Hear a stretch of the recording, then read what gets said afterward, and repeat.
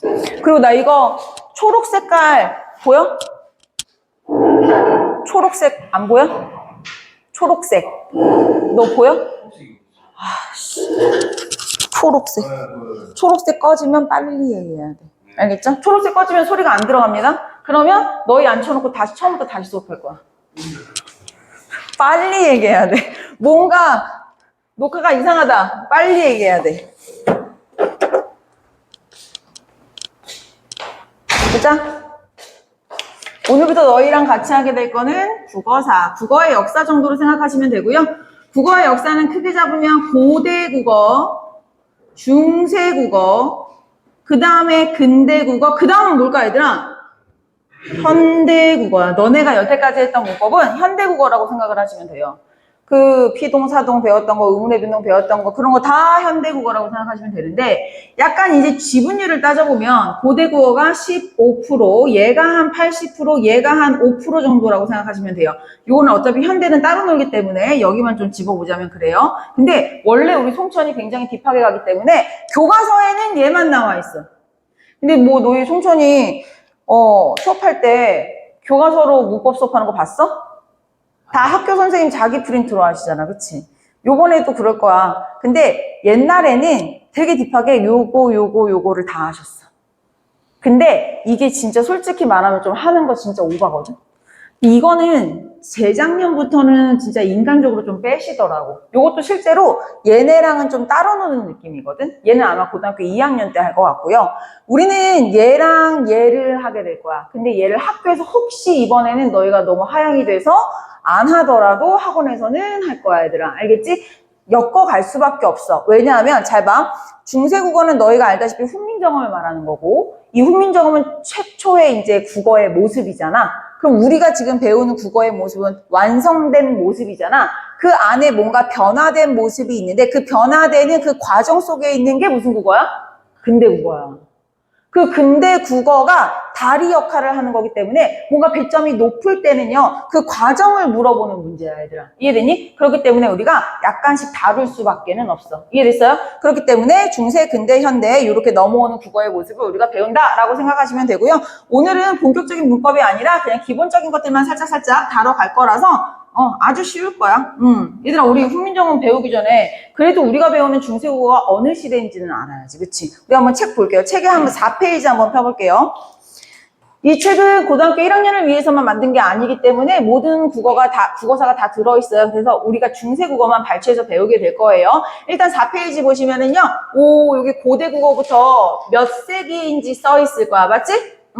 우리가 배우는 중세국어는요, 10세기부터인데, 특히 한글이 창제된 이유를 배우는 거기 때문에, 여기 우리 후기에다가 동그라미 쳐봐. 후기에다가 동그라미 치시고, 후기는 얘들아, 몇 세기부터 몇 세기까지라고 돼 있어요? 그래, 15세기부터 16세기. 이거, 우리 외워야 돼. 왜 외워야 되냐면, 송천 스타일이 뭐지? 1번 문제에서 자꾸 저렇게 허접스러운 걸 물어보지. 기본적인 거 물어보지. 기본적인 거 얘들아, 메인 문제 하나가 아니라 선지 하나로 물어봐. 이해돼요? 그렇기 때문에 15세기, 16세기를 우리가 후기 중세, 우리가 배우는 중세국어는 바로 저기를 말하는 거구나 라고 하는 거 알고 계셔야 합니다. 이해됐죠? 자, 한 장 더 뒤로 넘겨보세요. 여기는 그 정도로 하시면 되고요. 야, 근데 우리 훈민정음 배우는 거잖아. 누가 만들었지? 언제? 1400. 거기까지 맞았어. 1400. 자, 지금 다들, 그래, 맞아. 1443년. 그럼 더 물어볼까? 반포, 이때 창제를 했어. 그럼 반포는 언제 했어? 그래, 야, 이게 진짜 찐멋 아니냐? 야, 만약에 지금 현재 우리나라의 어떤 무슨 당의 무슨 국회의원이 이런 한글 창제 같은 국민을 위한 혁신적인 무언가를 만들었어. 새벽 3시에. 언제 발표할까? 우리나라 지금 현재 국회의원이? 새벽 3시에 만들잖아? 내가 봤을 때 한 달 전부터 얘기할걸? 그치? 한 달 전부터 저 새벽 3시에 이거 완성합니다. 그치? 아니면 진짜 바로 얘기하든가. 그러니까 이건 진짜 멋지고. 왜 근데 이랬을까? 아마도 이거는 만들어 놓고 진짜 국민, 그러니까 백성들을 위해서 만든 거니까 정말 이게 백성들을 위해서 도움이 될지 본인들끼리 한번 다시 체크를 해본 거지. 그 기간이 무려 3년인 거야. 진짜 멋있지 않니? 그리고 진짜 약간 이게 우리 국뽕 차올라야 되는 게 전 세계적으로 누가 왜 언제 만들었는지 정말 정확하게 이렇게 알고 있는 문자가 유일하게 한글밖에 없고요. 또 하나는 그게 정말 쉽고 과학적으로 만들었기 때문에 배우기가 너무 쉬워. 실용적이야. 그래서 문맹률이 정말 이렇게 완전 제일 적은 나라가 우리나라. 그래서 진짜 정말 우리가 편하게 공부를 할 수 있는 것도 이런 덕택이라고 생각하시면 되죠. 시험에 안 나와요, 얘들아. 알겠죠? 하지만 요거만 봐도 알 수 있어. 우리가 지금 배우는 국어가 그래서 15세기 국어구나 라고 생각을 하시면 되겠어요. 그럼 얘들아, 아무것도 없는 노베이스 상태에서 한글을 만들었다라는 거 아니야. 우리가 지금 생각하는 자음과 모음을 만든 게 아니야. 초성, 중성, 종성을 만드셨어. 그럼 얘들아 봐봐. 우리 초성부터 좀 배워갈 건데 이 초성을 대체 어떻게 만들었냐. 기본자 5개를 만들었어. 기본자는 그, 녀, 만, 세, 야 이렇게 5개. 혹시 그녀 만세야보다 훨씬 더 예쁜 단어가 있으면 나한테 공유해 주세요. 선생님 그게 더 마음에 들면 그거를 앞으로 이 학원에서 쭉 쓸 거야. 다 마음에 들면 출처 밝혀요. 이거 작년에 유한이 영화가 이렇게 해서 출처 밝혀주니까 혹시 있으면 얘기해 주세요. 나는 그녀 만세야 라고 외울 거예요. 이해됐어요? 근데 우리 한글 창제하기 전에 어떤 문자 썼지? 맞아, 한자 썼어. 우리 중국의 속국이었잖아. 그치? 한자가 이렇게 만들어졌지. 짠, 산이다. 이런 원리로 만드는 문자를 무슨 원리라고 하지? 사물의 모양을 본떠서 만드는 걸 우리는 무슨 원리? 상형의 원리라고 했어요. 기본자 5개는 발음 기관의 모양을 본뜬 상형의 원리로 만들었대. 그럼 이거 우리 발음 기관을 한번 그려보자. 이거 발음 기관 그리면 약간 우리 옛날에 그 의문의 변동 있죠. 의문의 변동 체계 때 아마 배운 기억이 날 거예요. 자, 이 기억은 우리가 어금니 소리라고 얘기할 거예요. 근데 어금니는 우리 개구도를 보면 한 이쯤에 있다라고 한번 생각을 해보자. 얘들아 기억해봐. 기억하면 혀의 뿌리가 위로 쓱 올라간대. 근데 이 혀의 뿌리가 위로 올라가는 걸 우리가 뭐 잘 못 느끼거든. 근데 그나마 좀 느껴보려면 어떻게 느끼냐면 기억할 때 목구멍이 좀 막히는 느낌이 들어. 해봐. 기억. 조금 이렇게 쓱 막히거든, 얘들아. 그게 혀뿌리가 뒤로 쓱 밀려서 그런 거야. 그럼 앞에 봐요. 요렇게 억 할 때 이 모양이, 혀의 뿌리가 올라가는 모양이 마치 뭐처럼 생겼다? 기억처럼 생겼다. 이거 내가 우겨넣는 거 아니야. 진짜 맞는 설명이야, 얘들아. 이해됐죠? 자, 그래서 이게 기억이고요. 우리 송천은요, 요렇게 한글뿐만이 아니라 한자로 얘기하는 것도 좋아하시기 때문에 꼭 알아야 돼요. 어금니 아자를 써서 우리는 저걸 뭐라고 부른다? 아음이라고 부를 거야, 얘들아. 이해됐니? 이거 우리 중학교 때 하지 않았었니? 안 했었니, 저거는? 계정이 바뀌었구나. 옛날 계정에서는 중학교 3학년 1학기 때 저런 걸 좀 했었거든. 자, 어쨌든 그럼 다음은 니은과 시옷을 할 건데요.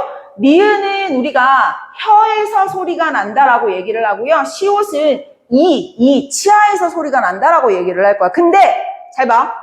우리 지금 중세국어 써놨지, 여기다가. 중세국어는 얘가 소리 나는 위치가 니은과 시옷이 각각 다르게 돼 있잖아, 그치? 근데 우리 현대국어에서는 쟤네 소리 나는 위치가 같다? 현대국어 한 번만 해볼게. 현대국어에서는 저 친구들을요, 우리가 잇몸소리라고 얘기를 해. 니은부터 해볼까? 유찬아, 손톱? 그럼 봐봐. 니은 해볼까? 니 할 때 니 혀가 어디로 가 있지?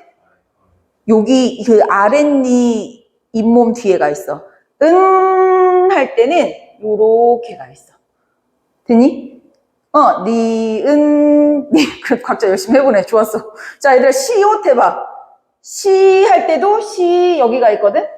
옷 할 때 요렇게 또 가 있어. 그래서, 니은과 시옷은 소리가 나는 위치가 다 아래와 위, 잇몸 뒤구나 해서 현대국어에서는 그걸 잇몸 소리라고 하는 거야, 얘들아. 근데, 우리 중세국어에서는 조금 다르게 보는 거야. 니은은 혀 끝을 움직인다라고 해서 혀소리. 시옷은 이 뒤에 와서, 말만 다른 거죠? 이 뒤에 와서 닿는다고 해서 이소리라고 얘기를 할 거고요. 우리 얘들아, 혀 한자로 뭐라 그러지? 혀, 설. 그래서 우리 니은을 뭐라고 불러요? 30. 이는 우리가 뭐라 그러지? 치. 그래서 우리가 시옷을 뭐라고 불러요? 지음이라고 부를 거예요. 자, 그 다음에 이제 미음 갈 거예요. 미음은요, 우리가 여기, 입술에서 소리가 난대. 근데, 자, 미음은 되게 쉽다? 미음이 두 입술이 붙었다 떨어져야만 정확한 발음이 나. 미음 해봐. 나 이러면 재미없다, 얘들아. 우리가 서로 핑퐁이 돼야 재밌는 거야. 입술 안 닫고 해봐. 이게 덜 떨어지게 돼. 안 돼. 정확한 발음이 안 나와, 얘들아. 우리 미음 한번 해볼까? 봐봐. 미음 있을 때 획 추가해봐. 요렇게 되거든? 이 친구들이 획만 추가했을 때 모두 다 입술 소리라고 얘기를 하거든요. 근데 왜 복화술사 알지? 복화술사들이 그 입을 안 움직이고 얘기해야 된단 말이야. 그래서 제일 힘들어하는 소리가 입술 소리. 왜냐면 두 입술이 붙었다 떨어져야만 제대로 된 발음이 나기 때문에. 그래서 마법사 해봐. 안 닫고. 안 돼. 안 돼. 호랑이 해봐. 안 닫고. 원래 안 닿아, 얘는. 왜? 입술 소리가 하나도 없잖아, 얘들아. 그치? 호랑이 이렇게 안 해도 돼. 자, 근데 어쨌든, 그래서 우리가 미음은 무슨 소리라고, 얘들아? 입술 소리. 얘들아, 입술은 한자로 뭐라고 불러요? 순. 근데 입술이 몇 개지? 2개. 그래서 우리가 입술은 양순음이라고 해도 상관없습니다. 자, 그 다음에 마지막에 이응은요, 여기 목구멍에 동그란 모양을 본떴다라고 얘기를 해서 우리가 이응, 목구멍 소리, 목구멍은 우리가 후음이라고 얘기를 할 거예요. 이해됐어요? 자, 그러면 얘들아, 기본자 총 몇 개 만들었어? 기본자 5개 만들어. 기본자 5개를 만드는 원리는 무슨 원리? 상형의 원리. 모의 모양을 본떴다. 발음 기관의 모양을 본뜬 아주 우수한 문자다라고 얘기를 할 수가 있는 거고요. 근데 얘들아, 우리 알다시피 이거 우리 초성 5개만 써? 아니지, 더 쓰지. 그럼 나머지들은 무슨 원리냐? 가획의 원리라고 얘기를 할 거예요. 자, 이 가획의 원리는요, 간단합니다. 자, 우리 기억에다가 획 추가해봐요. 어떻게 돼요? 그렇지. 요렇게 되는 거지. 자, 여기다가 획 추가해봐요. 그렇지. 자, 그러면 요 상태에서 획 추가하면 요렇게. 자, 우리 아까 전에 해봤지만 요 상태에서 우리 미음에다가 획을 한번 추가하면 요렇게 획이 추가되는 겁니다. 이해됐어요? 자, 나머지 얘도 획 추가해보자. 요렇게 되고요. 자, 요 상태에서 획 추가하면 이렇게. 자, 그럼 여기에서 획 추가하면 이렇게. 요 상태에서 획 추가하면 이렇게. 됐나요? 자, 그래서 우리가 이거 빨간색은 얘들아 뭐가 추가된 거라고? 획이 추가된 거라고. 그래서 우리가 모르는 한자 말이 나왔을 때는 거꾸로 읽으시면 좀 편하죠. 그래서 우리가 이런 거잖아. 독서도 어떻게 읽으면 돼? 책을 읽다. 등산도 어떻게 되는 거예요? 산에 오르다 라고 하시면 되는 거죠. 그래서 모르는 한자 나왔어도 저렇게 유추하면 좀 편합니다. 자, 그럼 잘 봐. 우리 문자가 왜 우수하느냐? 이쪽으로 갈수록, 그러니까 획이 추가될수록 소리의 세기가 어때? 맞아. 그래서 소리의 세기까지 표현할 수 있기 때문에 굉장히 우수하다라고 얘기를 할 수 있어요. 자, 지금 거기 6페이지 보시면은요, 표가 하나 있을 거예요. 맞죠? 칠판이랑 똑같은 표가 하나 있죠? 자, 거기 기본자에서 가획자로 넘어가는 구간에다가 선생님이랑 똑같이 필기 한번 해주시면 됩니다. 자, 얘들아, 너희는 지금 오늘 수업 태도가 좋아서 선생님이 말을 안 했는데 선생님이 칠판에다가 뭐 적고 수업할 때 미리 안 적어도 돼. 선생님이 중요한 거 있으면 적을 시간 드릴 거예요. 이해됐죠? 아니요. 거기 책 표에 보시면은요, 기본자에서 가획자로 넘어가는 구간이 보일 거야. 보이니? 표. 거기다가. 네, 거기요. 맞아요. 여기서 여기 넘어가는 구간에다가 선생님이랑 똑같이 화살표하고 똑같이. 그래서 선생님은 얘들아 책에다가 고개 쳐박고 하는 수업 별로 안 좋아해. 얘들아 알겠죠? 나랑 같이 판사통해서 눈 맞추고 이해하고 중요한 거 있으면 필기할 시간 드릴 거예요. 그럼 필기할 때 다시 한번 복기하면서 필기하는 거야. 그냥 멍 때리면서 필기하는 거 아니야. 알겠지? 자, 그러면 또 하나 우리 한글의 우수한 거 하나만 더 얘기를 할게. 이건 송천이라서 좀 중요하게 다룰 거예요. 잘 봐. 요 라인들이 같은 위치거든. 그 같은 위치에 있는 애들, 잠깐만. 같은 위치에 있는 애들은 그 모양이 어떻게 생겼어? 맞아. 비슷하게 생겼어. 약간 정신승리 같기도 한데 그래서 우수하대.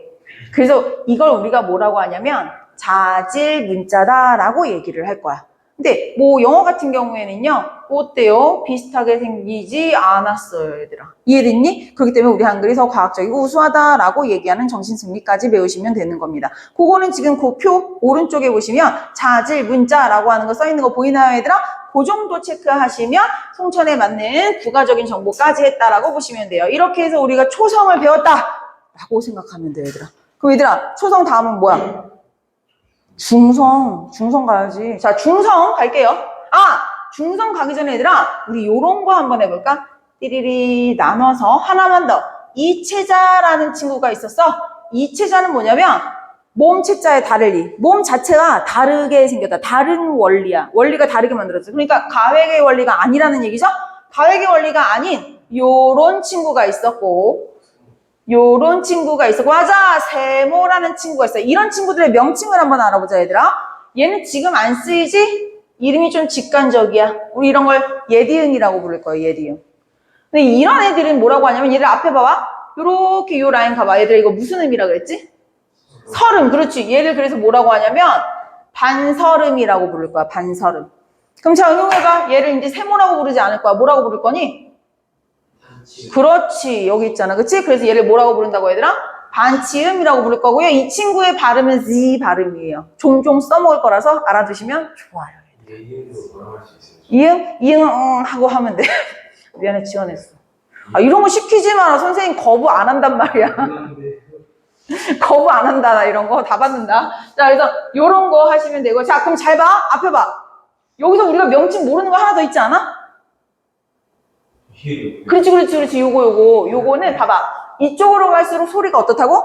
세진다. 그래서 얘를 여린 히읗이라고 부를 거예요. 그래서 우리가 명칭을 그 표에다가 예디응, 반서름, 반치음, 여린 히읗 한 번씩 한글로 써줄게요.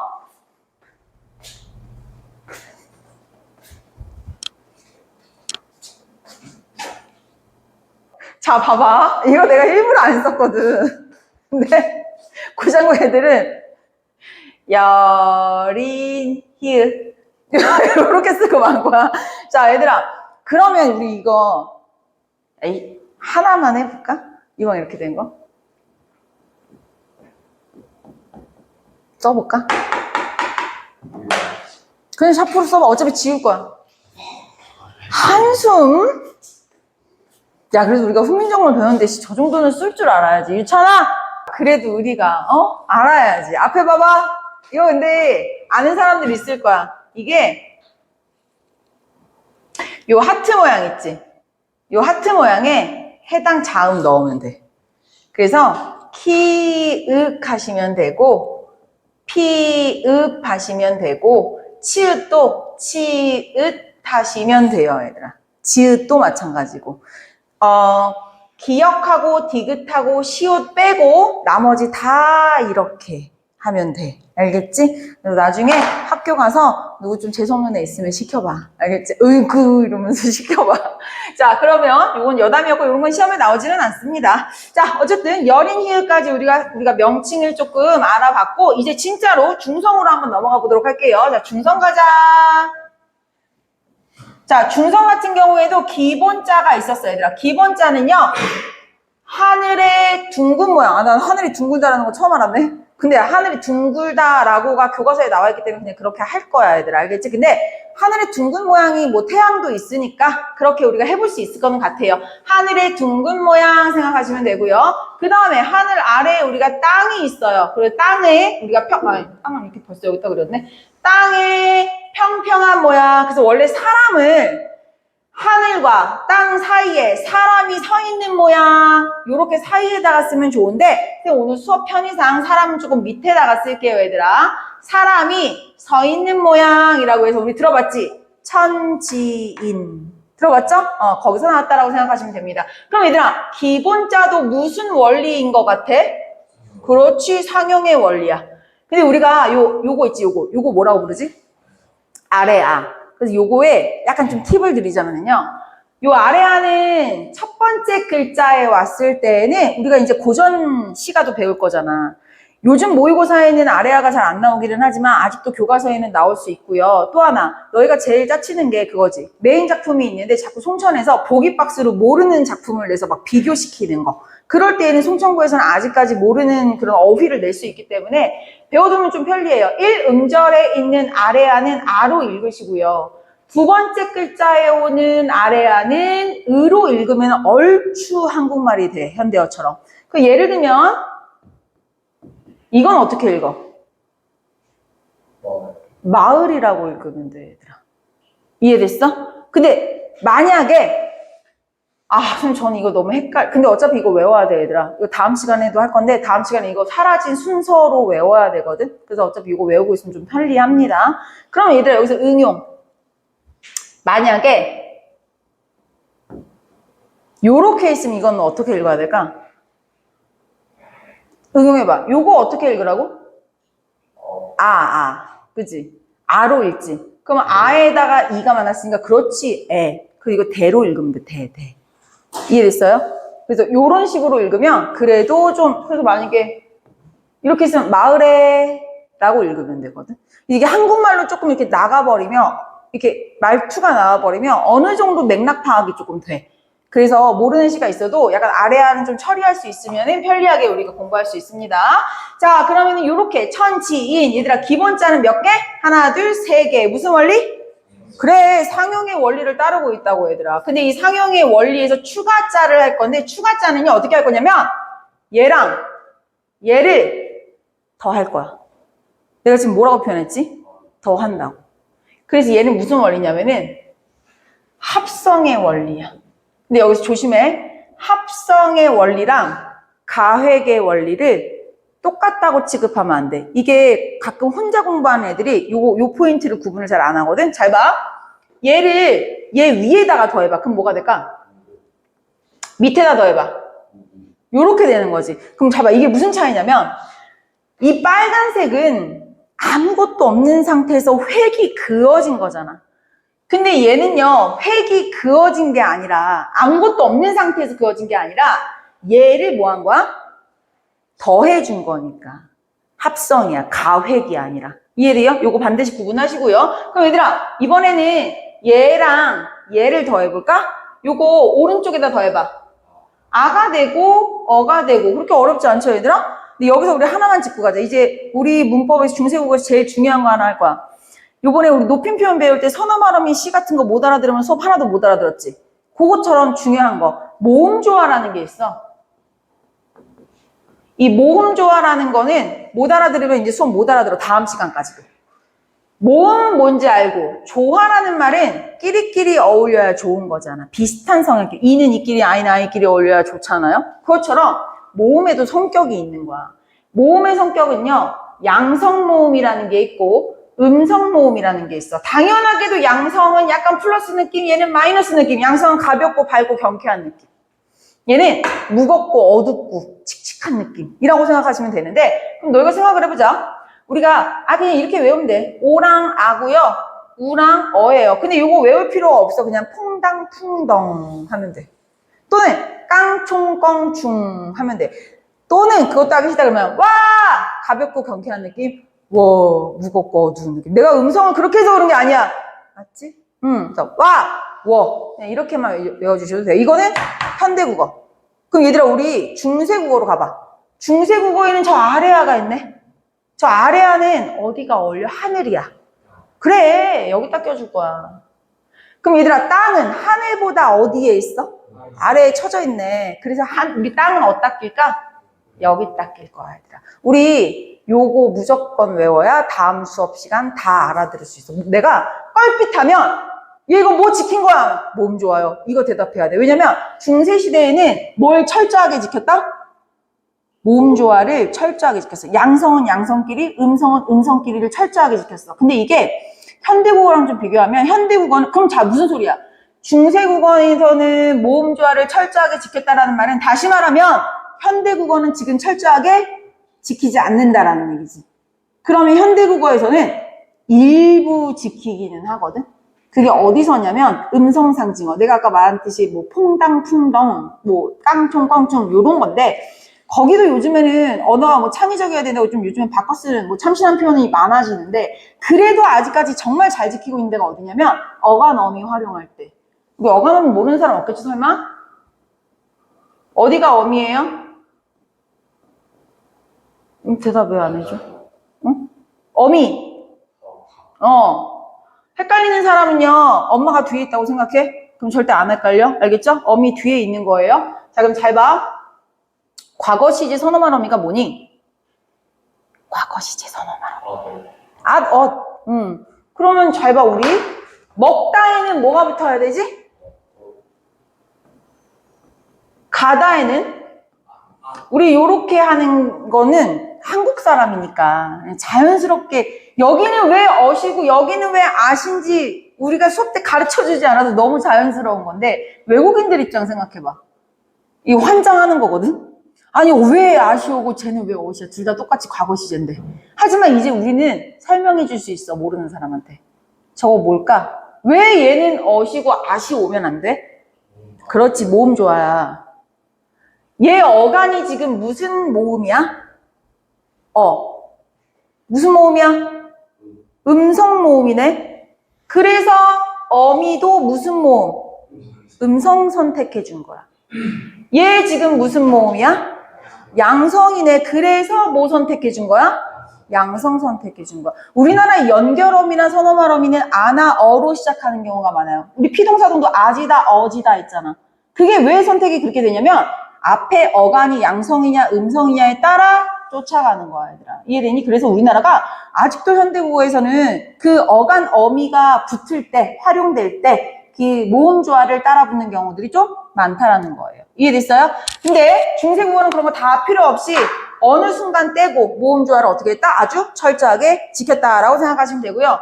이거 굉장히 중요한 거예요. 얘들아, 이거는 이거 쉽지만 중요한 거라서 어디다가 적을 거냐면 우리 맨 앞에 표지 부분 펼쳐볼까? 공부하는 법도 하나 팁을 좀 드릴게요. 책을 보시면 요렇게 표지나 뒤에 은근히 필기할 공간이 조금 많아요, 얘들아. 여기 뒤도 되고 앞도 돼. 그래서 뭔가 중요한 개념이 좀 있으면 여기 앞에다가 적어도 돼. 왜냐하면 이거는 뭐 다른 과목을 공부할 때도 마찬가지인 것 같아. 이게 중요해 라고 하면 거기다가도 적어놓지만 거기다가 적어놓으면 나중에 아 맞다 어디다 적어놨는데 뒤지다가 아이 못 찾아. 그럼 끝나. 그래서 그냥 차라리 어디 한 군데다가 쭉 필기해 놓는 게 더 좋을 수도 있거든요. 그래서 요거는 표지에다가 이쁘게 한 켠에 적어 놓도록 할게요. 모음 조화 한번 적어주세요. 요것만 적어도 충분합니다. 중세국어는 모음 조화를 아주 잘 지켰다 정도는 머릿속에 넣어두세요. 얘들아 하다가 졸리면 뒤로 나가서 서서 들어도 돼요.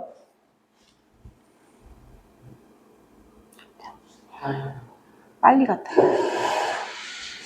유찬이가 별거 다 하는구나. 지각도 하고 수업 시간에 화장실도 가고.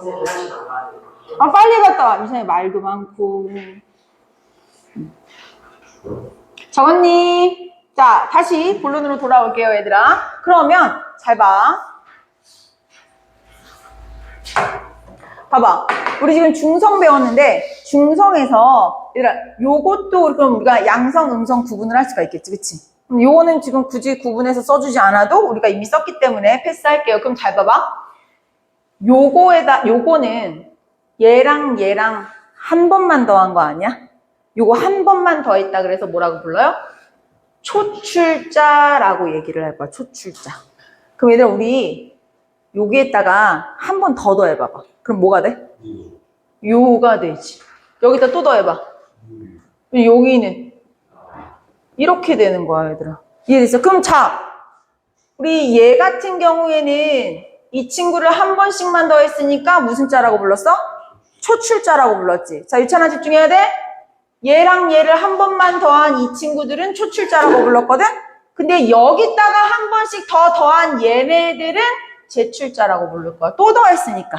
이해됐어요? 네, 요 정도 가시면 됩니다. 그럼 얘들아, 우리가 봐봐. 지금 초성과 중성까지 배웠는데 초성 몇 글자야? 이거 다 세잖아? 다 세면 17글자 나와. 17글자. 그리고 중성 요거 다 세보면 11글자 나와요. 그럼 합치면 몇 글자지? 28자. 그래서 우리 세종화재 훈민정 막 그런 거 들어봤지. 나란 말씀이 중기계다라 이거 들어봤죠. 거기 쭉 읽어보면 내 일을 위하여 백성을 위하여 28자를 맹가노니 이런 말이 나오거든요. 이거 너희 오늘 배울 거야 이 글. 그 글에 28자가 요렇게를 말하는 거야.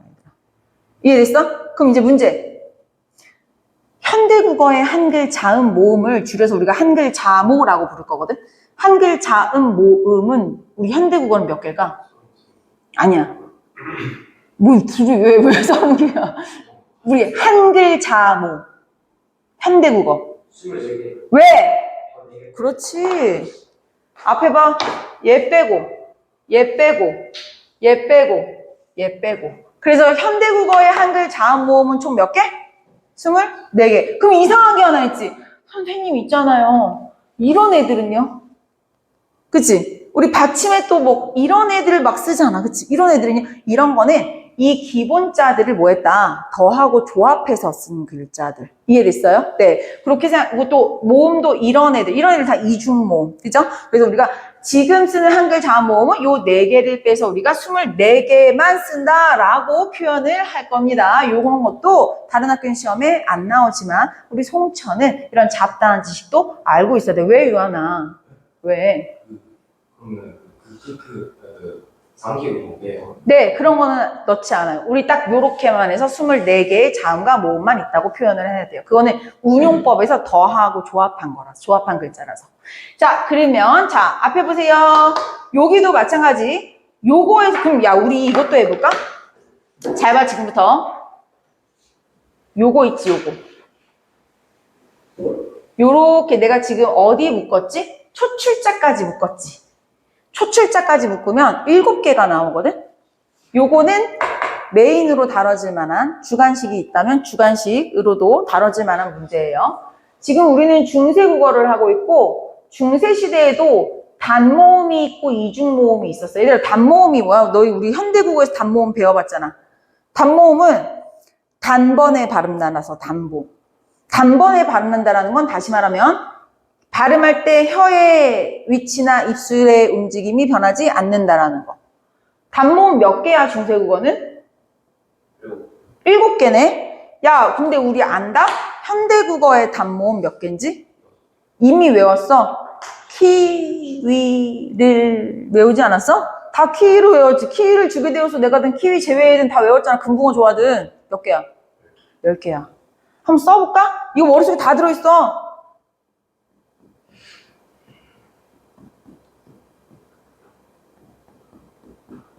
요것만 할 줄 알면 너네 주관식 하나 먹고 들어갈 수 있거든. 요거 나온다면. 얘들은 한번 나온 적 있어요. 송철씨 아주 옛날에. 잘 봐. 내가 지금 여기 쓴 거는 무슨 국어야? 현대국어. 자, 현대국어의 단모음은 몇 개야? 10개지. 잘 봐. 변했네. 뭔가 변화가 있었네. 요 사이에 누구 있다고? 처음에 했잖아. 요 사이에 누구 있어? 근대 있어. 근대 국어도 단모음이 있었겠지? 근대 국어의 단모음부터 칠 거야. 근대 국어는, 야, 요것만 외우면 돼. 근대 국어는요, 일단, 얘가 추가됐어. 첫 번째, 근대 때 이 친구들이 추가됐습니다. 그럼 몇 개가 됐지? 원래 7개였잖아. 9개였어. 9개인데 누가 사라졌어? 그렇지. 얘가 사라졌어. 그래서 근대 때는 몇 개? 8개가 된 거야. 이 2번의 과정을 거쳐서. 이해됐니? 자, 그럼 이제 나머지 현대로 오면 되겠네? 현대 때 얘네가 어떻게 된 거야? 추가된 거야. 그래서 지금 현대국어에서는 총 몇 개? 10개가 된 거야. 이해됐니? 요 과정을 쓸 수 있으면 나이스. 근데 그때 이 표 안 주면 옆에 살짝 요것만 써. 요것만 쓰고 위, 왜 요것만 동그라미 쳐놓으면 그냥 문장 만들 수 있어요, 얘들아. 뭔 소리인지 알겠어요? 자, 그러면은 요거 이제 우리 그대로 쓸 건데 현관펜 한번 들어주세요. 현관펜 드시고 우리 지금 거기에 보시면 페이지에 중성표가 있을 거예요. 맞죠? 왜? 현관펜 없으면 선생님은 이제 오늘 빌려드릴 거예요? 앞으로. 네? 수업 시간에 이제 한번 준비하시면 되고 설명하고 현관펜 갖다 줄게. 선생님처럼 그 표 보시면 이렇게 테두리 어디까지 묶어야 돼? 초출자까지 묶어서 단모음 7개라고 중세국어 단모음 7개라고 쓰시고요.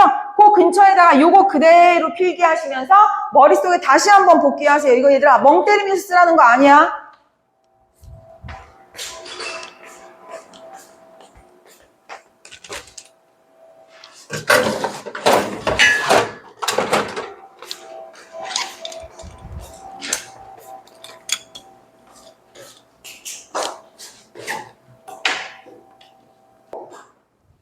자, 그러면 우리가 중성까지 배웠는데 중성에서는 이렇게 비교군이 있기 때문에 이 정보는 좀 중요했다라고 하는 거 기억을 해주시면 되고요. 중성은 이 정도로 하시면 됩니다. 나머지 이제 하나 뭐 있어? 초성? 아니, 초성? 중성? 그래. 종성. 근데 우리 세종대왕님께서 아주 현명하신 게 우리 종성이 뭐 다른 모양의 글자를 써요? 아니지. 뭘 다시 써? 그래, 초성 저걸 다시 쓰잖아. 그래서 우리가 이렇게 표현할 거야. 종성은, 야, 우리 지워도 되지? 칠판이 좀 넓어야 될 것 같아.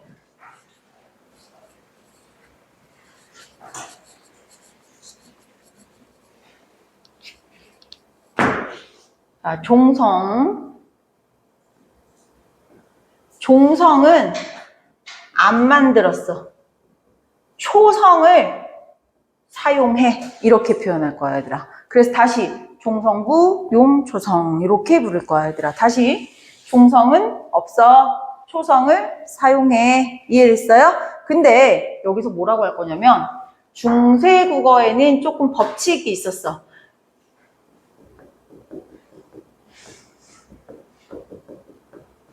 요렇게 8개만 좀 사용해봐 라고 하는 법칙이 또 따로 존재했어. 따로. 그러니까 이런 법칙도 있었지만 이런 법칙도 있었어. 8개만 사용해라. 그럼 얘들아 이름이 되게 직관적이야. 8개의 종성만 사용하는 법칙이라고 얘기해서 뭐라고 불러요? 팔종성법. 그러면 우리 중세로 넘어가 볼까? 중세국어는요. 요렇게 뭐가 변했어? 예디응이 그냥 이응으로 변했네. 요거 좀 조심해 주시고 알겠죠? 그리고 얘들아 가지수가 지금 7개로 변했거든요. 그럼 얘들아 이거는 뭐라고 부르지? 칠종성법이라고 부를 거예요. 근데 요렇게 해서 요렇게 하는 걸 얘를 8종, 얘를 7종 이렇게도 부르지만 국어는 뭐가 짜치는 거냐면 진술이 자꾸 바뀌는 거.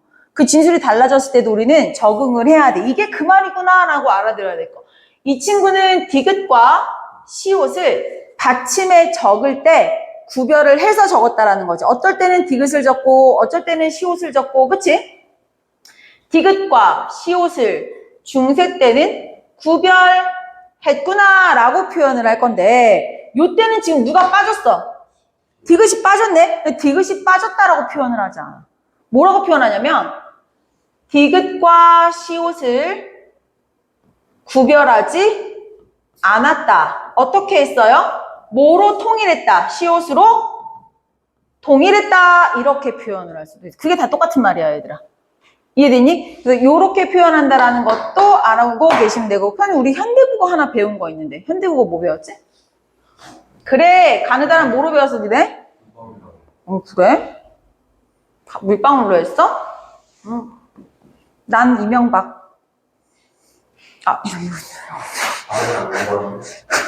귀엽지 않니? 좀 친절하고 싶으면 명박이로 해도 돼요. 저 위에 거가 근데예요. 어머. 아, 왜? 아까 얘기했어야지. 네. 언제 알았어?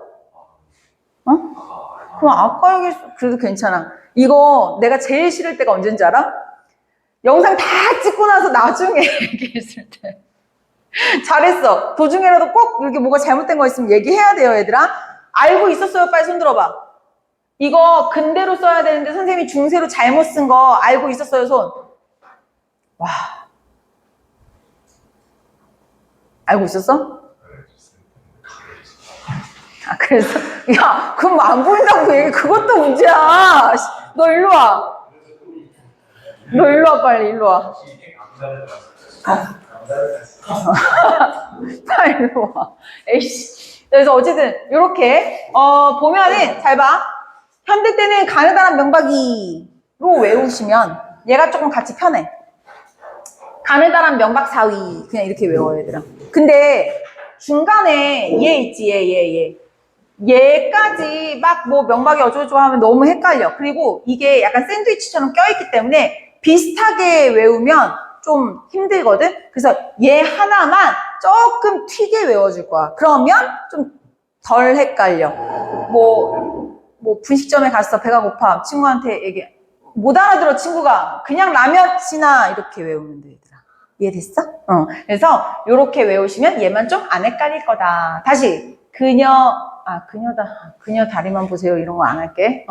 이거 했었는데요. 되게 많아. 그녀랑만 보세요. 그녀 다리만 보세요. 뭐 되게 많은데, 가느다란 명박 사위. 옛날에 우리 어떤 반에 박시후 있었거든? 그럼 우리는 그거를, 가느다란 박시후 모음 이렇게 했었는데. 그럼 여기 박시후가 없으니까. 자, 가느다란 명박 사위, 가느다란 명박이, 그냥 라면 병신아. 이렇게 해서 외워주면 돼. 얘 그냥 라면 병신아는 좋은 게 뭐냐면, 나중에 우리 2학년 올라가면 외래어 표기법이라고 배워요. 거기서도 받침에 얘만 쓰라고 하거든. 그때도 외우고 떠올리기가 좀 좋아요. 그래서 뭐 하나 정도는 좀 튀게 외워주면 좋습니다. 이해됐죠? 근데 여기서 이제 하나만 더 할게. 선생님들이 이제 너희가 공부하고 외우는 건 문제가 없는데 어디서 틀려오는 거냐면 선지를 거지같이 읽을 때 틀려갖고 오는 거지. 선지를 속일 때 잡아봐. 내가 지금부터 여기 보기가 본문에 15세기 국어 본문이 나와 있어. 그 본문에 대한 이제 문제야. 다음 이 본문에 대한 설명으로 틀린 것은? 하고 내가 틀린 말을 할 거야. 어디가 틀렸는지 생각을 해봐.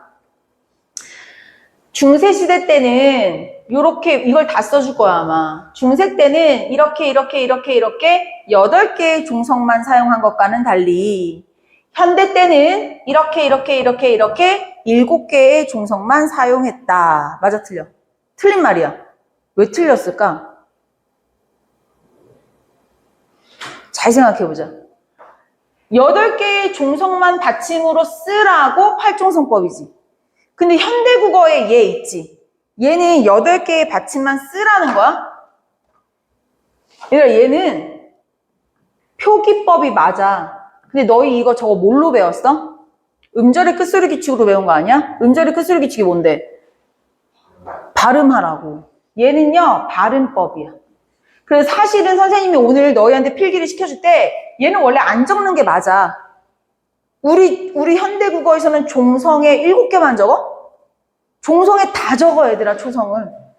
근데 요거를 발음하라는 건데 마치 너희 머릿속에 이게 다 들어있으니까 7개만 쓰라는 것 마냥 만드는 선지가 나온다고 얘들아.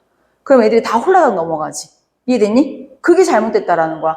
얘는 표기법이지만 얘는 발음법이기 때문에 얘랑 같이 엮어서 설명하면 안 된다고. 근데 엮어서 설명을 하신다고 얘들아. 이해되니? 그래서 요거 조심하라고 선생님 설명 한번 해드렸어요. 그리고 또 하나 송천은 이런 말도 있어요. 이 팔종성법 있죠. 이건 송천에서만 할게. 이 팔종성법에 대한 그 멘트를요. 한자를 굉장히 좋아해.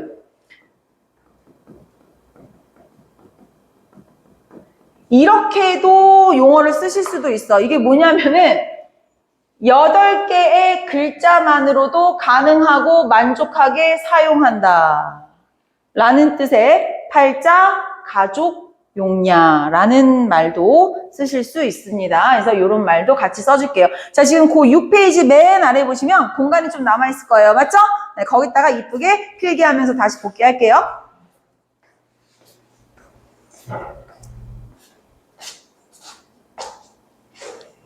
봐봐. 이게 일시정지야. 이거 보여? 예. 눌러봐. 그럼 잘 봐요. 우리가 초성, 중성, 종성 이렇게 3가지를 배우면 제자 원리는 끝났다라고 보시면 되는데 요 3개를 만들어 놓으시고 이제 운용법까지 가르쳐 주는데 그 운용법을 하면 너무 길어서 선생님이 순서를 살짝 바꿔서 옆 페이지로 넘어갈게요. 옆 페이지 보시면은요 중간에 방점이라는 게 있을 거야 얘들아. 우리 그거까지만 하고 쉬는 시간 살짝 드릴게요 얘들아. 알겠죠? 네. 자, 우리 한글 쓰기 전에 뭐 썼다고? 그래, 한자 썼다고. 한자는 우리 여기 뭐 중국어 배우는 사람 있나? 2학년 때 배우나 선택 과목으로? 나중에 배우니? 문과 손 들어봐. 저요. 유찬이 문과니? 그래도 한 반에 한 명씩은 있네. 이거야. 자, 볼게요. 우리 중국어는 성조라는 게 있어, 성조. 그치, 성조. 이 성조라는 거는 음의 높낮이를 통해서 뜻이 구별되는 거. 예를 들면 웨이라는 말이 똑같이 웨이 이거와 웨이 이거랑 뜻이 또 달라지는 것처럼 중국말은 그렇대요. 근데 우리나라는 지금 현재 성조가 있어 없어?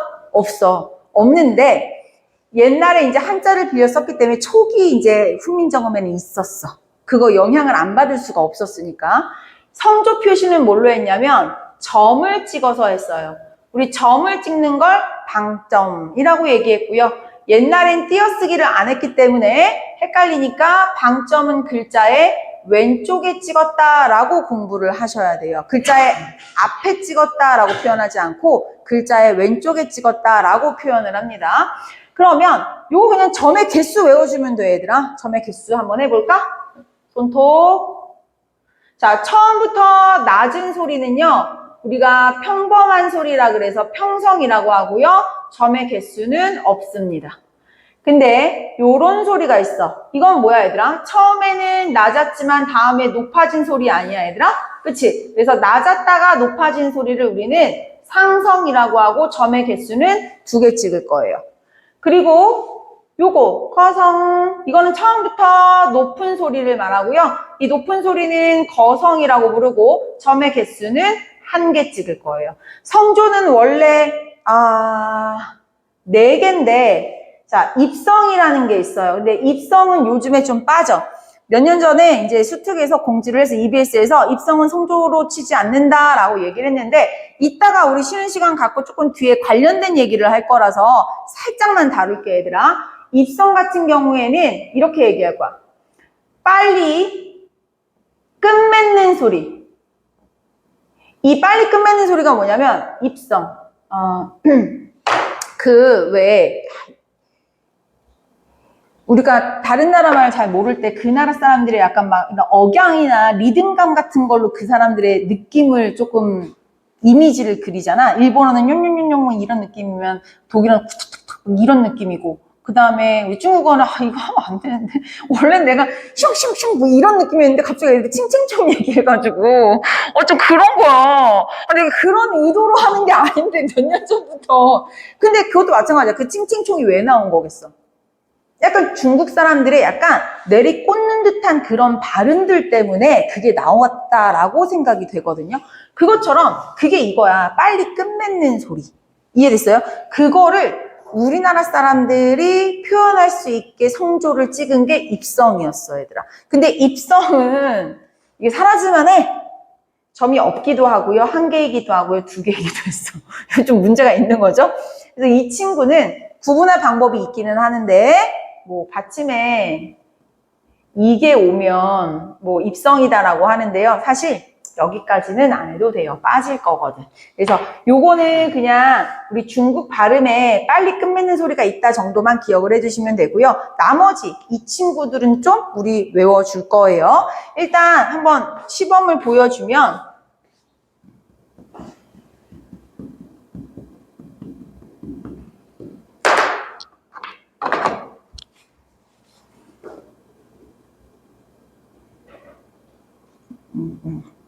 그냥 점은 선생님 외울 수가 없기 때문에 점 그냥 대충 찍었어? 야, 점이 1개야. 이거 뭐야? 거성. 얘는 상성. 얘는 없네, 점이. 평성. 얘는 2개야. 상성. 얘는 그렇지, 거성. 그러면 이제 따라 말싸미 이렇게 되는 거지. 얘들아, 너희는 웃어? 내가 그러는 것이 아니에요. 다 잘 참고 있는데.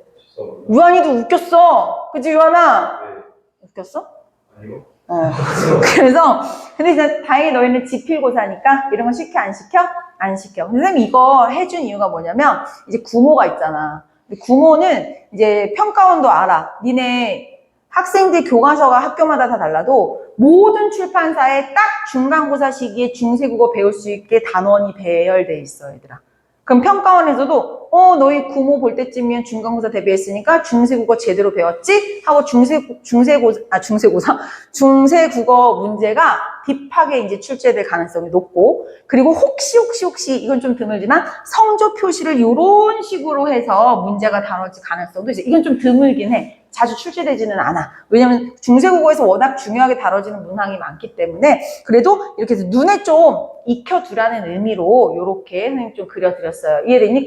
성조 그릴 때 이런 식으로 막 그려져 있을 거거든, 화살표가. 이해됐니? 그래서 우리가 성조는요, 우리 거기 밑에 보시면, 이거 하나만 더. 근데 우리 지금 현대국어에 성조 있다고 없다고? 없다고. 근데 또 이 현대랑 또 비교를 하자면 그 흔적이 또 남아있는 데가 있어요. 우리 사전에 뭐 검색해보면 이런 거 있지.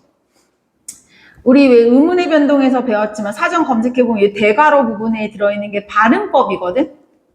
똑같은 말인데 사전 검색해보면 요런 거 본 적 있지? 이게 무슨 표시야? 그래, 길게 발음하라고. 장은 표시거든, 장은 표시. 그래서 이게 점이 몇 개야? 2개네. 마치 뭐같이? 상성같이. 그래서 우리가 이렇게 말할 거야. 지금 현대국어에는 성조는 없지만 장음으로 상성의 흔적이 남아있다. 그러니까 요 정도만 기억하시면 돼요. 현관펜 들어봐요. 지금 거기 방점 표시 보입니까, 얘들아?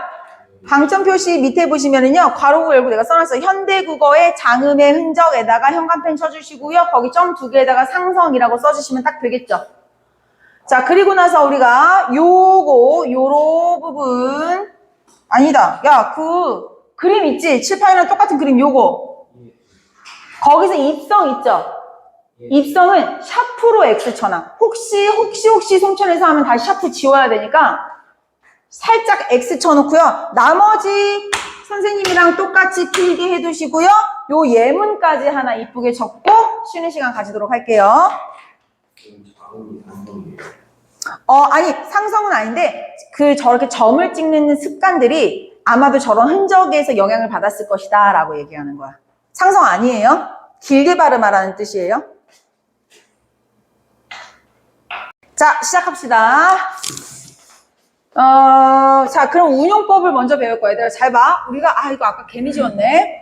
초성, 그 다음에 중성, 그 다음에 종성까지 배웠는데, 사실 이거는 글자를 만들어 놓기만 한 거고, 너희가 한번 생각해봐. 우리가, 유안이라고 쓸 때, 유안. 처음부터 우리가 글자를 이렇게 배웠으니까 이렇게 쓴 거지. 모음 같은 경우에 얘는 글자의 아래에 쓰고 얘는 초성의 오른쪽에 쓰지. 이런 거를 안 정해서 안 가르쳐줬다면 우린 글자를 저렇게 쓰지 못했을 거야, 얘들아. 그래서 세종대왕님이 진짜 대단한 게 요 글자만 만드신 게 아니라 이렇게 운용법까지 원래 정해서 알려주셨어. 그래서 우린 그거를 지금 또 배울 거야. 그 중에서 오늘의 하이라이트, 이거는 메인 문제로 다뤄질 만한 정보예요. 우리 제일 지금 처음에 배울 게 어두장군. 네 카페 어두장군. 어두라는 거는 단어의 머리, 초성을 말하는 거고요. 자음은 뭔지 알지? 군은 무리, 그러니까 단체. 그러니까 2개 이상이 왔다라는 거. 근데 이상하지 않아? 초성의 자음이 2개 이상? 이런 거 떠올리면 안 돼.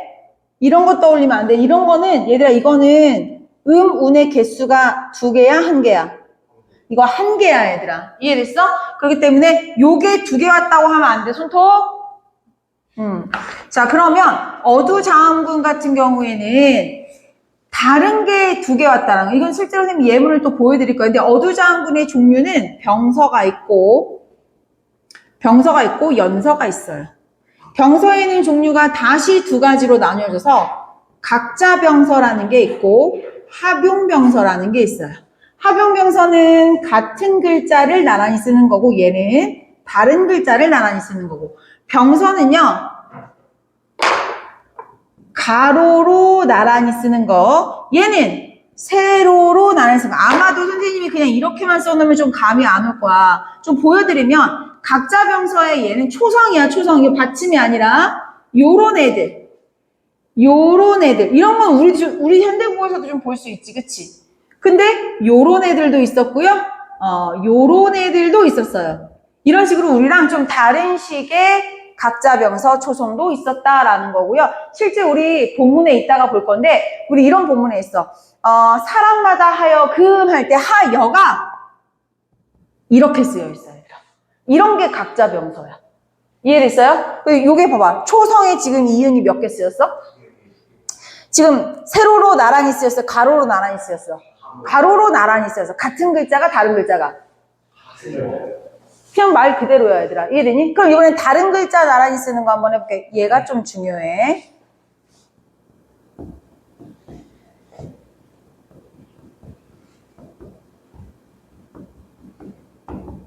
자, 그러면 이 친구들을 한번 얘기해 볼게요. 근데 요거는 좀 이제 알아두면 좋은 게, 요런 친구들 있지. 우리가 그 문학에서도 이런 글자 나오거든? 이런 글자 나올 때 어떻게 읽으면 좋냐면, 뒤에 거 된 발음으로 하면 돼. 이거 쌍기역. 얘는 쌍디귿. 그럼 얘 한번 읽어봐. 그래, 얘 꿈으로 읽으면 돼. 그러면 얼추 읽을 수 있어. 고전 씨가 모르는 거 나왔을 때도. 그럼 이거 한번 읽어볼까?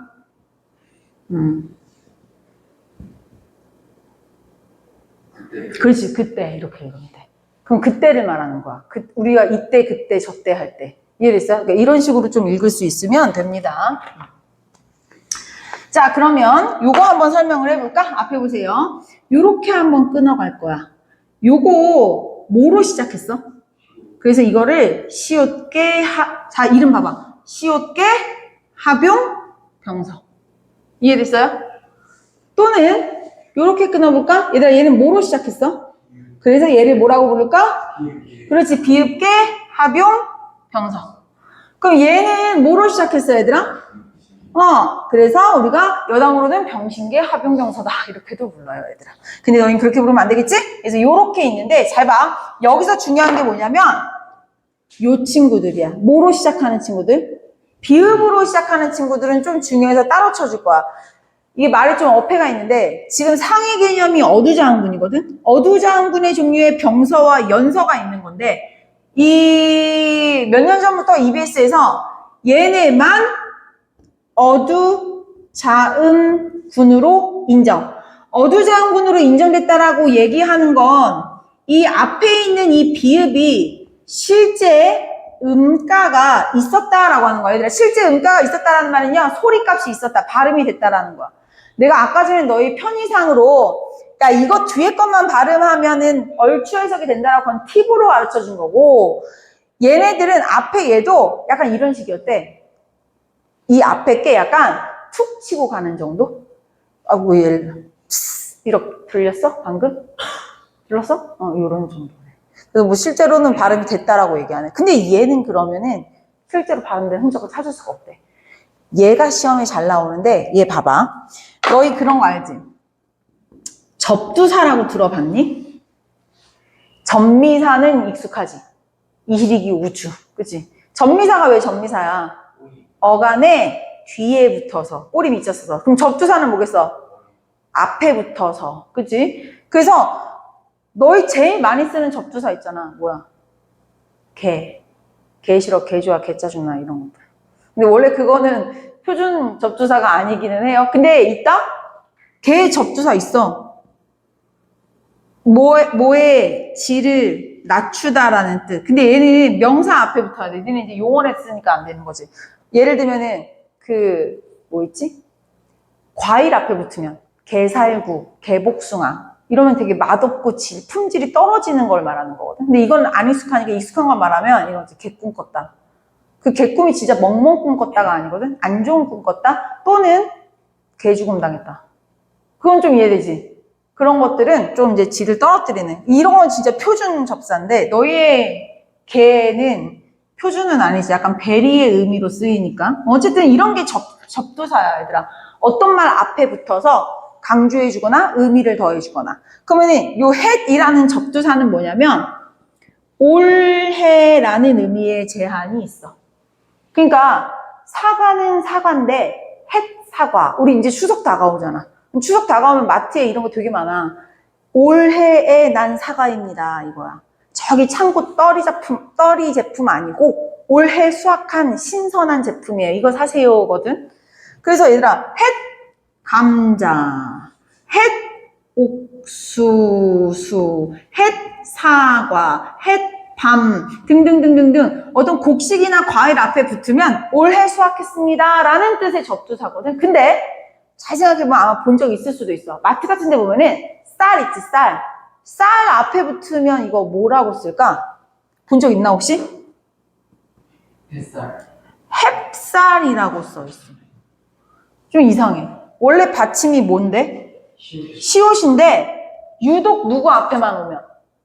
쌀 앞에만 오면 받침이 뭐로 바뀌더라? 비읍으로 바뀌더라. 이게 이상한 거거든?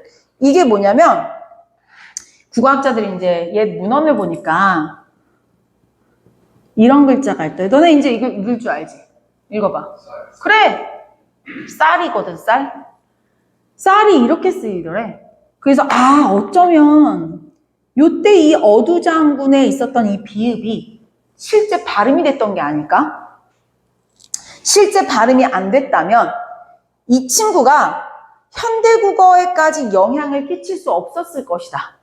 그러니까 얘가 현대국어에까지 살아남아서 이렇게 영향을 끼칠 수 있었던 거는 실제 발음이 됐다는 증거다라고 해서 어두자원군에서 비읍으로 시작하는 친구들은 실제 발음이 됐어서 음가가 있었고, 그래서 이 친구들은 어두자원군으로 쳐주지만 여기에 있는 이 시옷개들은 그 증거를 찾을 수가 없어서 실제 발음되는지 알 수가 없고, 그래서 이 친구들은 그냥 단순 합용 병서라고만 얘기를 할 거야, 얘들아. 이해되니? 이거를 송천은 구분을 지으실 거야, 얘들아. 그 고자는 가끔 구분을 안 지는 선생님들도 계시거든. 그래서 우리 송천은 이렇게 구분 지어서 공부하시면 됩니다. 이해됐어? 근데 요 햅쌀 예문이 너무 대표적이기 때문에 잘 알아두시고, 여기에 준하는 예문 다른 거 더 써드리면 맷살이라고 있어요. 근데 그것도 이제 맵쌀이라고 얘기를 하고요. 또는 너희 그 동그란 거 잡곡 중에 아주 조그만한 거 동그란 거 있거든. 그 조라 그래. 조. 근데 그거를 쌀을 섞어서 이제 밥을 하면 우리가 그 좁쌀이라는 말 들어봤죠? 원래는 조야, 조. 근데 갑자기 비읍이 쓱 나타나는 거야. 그 비읍이 누구의 영향인 거야?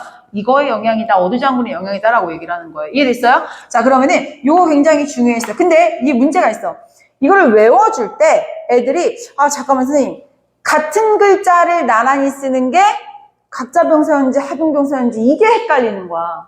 이런 거 선지 하나씩 차지하거든, 얘들아. 요때 외워줄 때 어떻게 외우냐면은 나는 이렇게 외웠어. 같은 글자를 나란히 쓰는 게 각자병서잖아. 라임이 비슷하잖아요. 그래서 나는 요거를 그냥 가짜병서라고 외웠어. 가짜병서. 그럼 그냥 같은 글자. 이해됐어요? 그러면 헷갈리지 않을 겁니다. 그래서 각자병서는 같은 글자, 합용병서는 다른 글자, 가로로 나란히 쓰는 게 병서다라고 생각을 해주시면 되고요. 지금 병서까지만 진행했기 때문에요. 이 병서에 대한 필기를 우리 7페이지에다가 해줄 거예요. 7페이지 보시면은요, 우리 병서만 수업했어요. 그죠? 자, 우리 필기 한번 들어갈게요. 각자병서가 있고 합용병서가 있습니다. 우리 같은 다른에다가 동그라미 한번 해주시면 되겠네요. 자, 얘는 근데 어떻게 쓴다고 얘들아? 가로로에다가 이거 한꺼번에 그냥 네모 박스 하나 쳐주세요. 자, 그러면 옆에 보시면 얘들아, 우리 합용병서 칸에 시옷개, 비읍개 선생님 편의상 조금만 썼어. 너희 거기 책 잘 봐. 칠판이랑 좀 다르지? 시옷개, 비읍개 잘 구분해서 선생님 칠판이랑 똑같이 써주시고요. 자, 우리 요거 써주세요, 얘들아. 요건 지울까? 요거 지우고 요 예문 어두장군 옆에 써주시면 돼요. 쓰면서 머릿속에 다시 한번 넣겠습니다. 자, 그러면 다음에는 이제 우리가 연서하면 되겠네. 얘들아, 연서 같은 경우에는 초성에다가 자음을 어떻게 나란히 쓴다고? 세로로. 되게 상상이 안 갈 수 있는데 그려드리면 이런 겁니다. 귀엽지 않나요? 태윤이 보이니? 거기 앉아있으면? 자, 봐봐. 요렇게. 이런 친구들을 우리가 뭐라고 부르냐면은 순경음 삐리리라고 하면 돼. 요 삐리리에다가 요 자음을 넣으면 돼. 그럼 얘들아 이건 뭐라고 불러? 순경음 미음, 순경음 비읍 이렇게 부르면 돼, 얘들아. 그러면 이 친구들의 실제 예문을 좀 보여드리면 우리 오늘 배울 본문에 들어있어요. 쉬리겨. 요런 글자가 있어, 얘들아. 그냥 비읍 정도라고 비슷하게 생겼지, 얘들아? 비읍 정도라고 생각하시면 되고요. 나중에 이거 없어지는 거 다음 시간에 배울 거거든? 그 전까지 그냥 비읍이다 정도로 생각하셔도 충분합니다. 그래서 요런 글자를 말합니다. 이해됐어요? 자, 그래서 요거, 근데 얘들아, 봐봐. 요거. 공통점이 뭐야? 그렇지, 입술 소리. 다음 시간에 입술 소리 또 소환될 거야, 얘들아. 그래서 우리는 여기 연서에다가 우리 입술 소리만이라고 쓰시고요. 요거 순경음이라는 명칭도 써주시면 연서는 끝.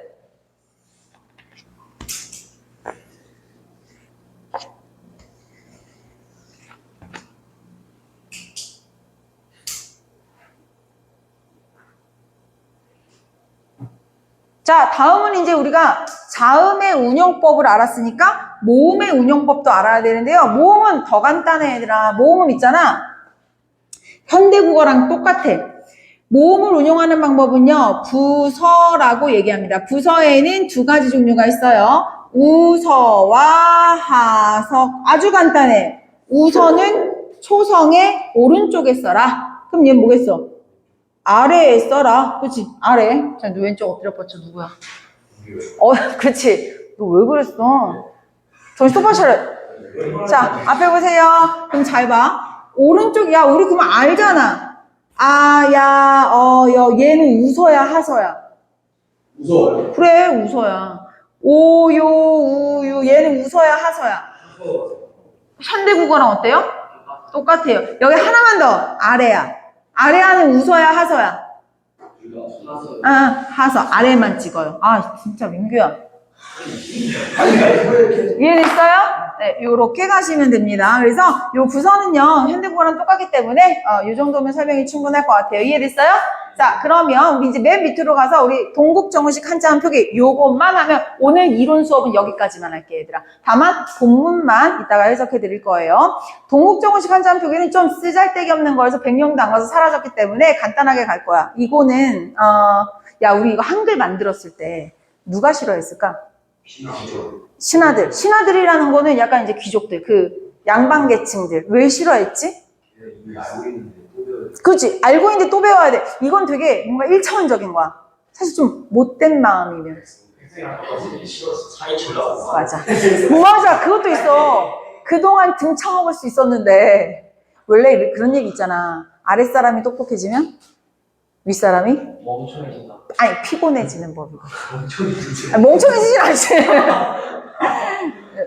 그래서 약간 이제 이 윗사람들 입장에서는 달갑지만은 않았을 거야. 그치? 그리고 또 하나 왜 싫어했냐면 신하들은 왜 싫어했을까? 우린 누구의 눈치를 봐야 돼?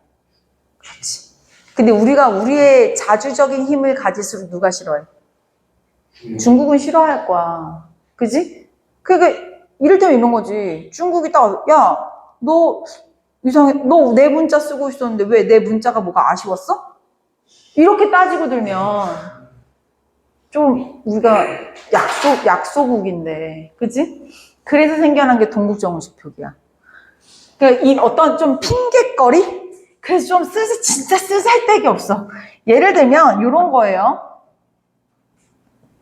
이거 뭐지? 세자지.